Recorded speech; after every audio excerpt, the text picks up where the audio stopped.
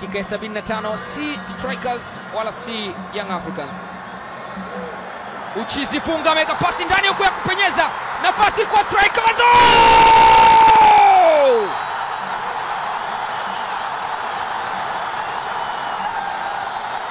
Antulu Yose ananyanyua umati uliokusanyika kwenye uwanja wa taifa wa Bingu,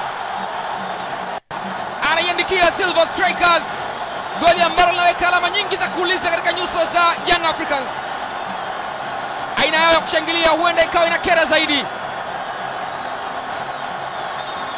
Ni mpira ambao ulianza kwa mlinda mlango Chikoka George, wakidhani anapiga pasi fupi, ikapigwa pasi kwa Uchizi Funga aliyepenyeza pasi katikati ya walinzi na ikafika ile pasi ilipotakiwa kufika. Ernest Petro akaona hapa mazingira ni magumu, siwezi kufunga mwenyewe.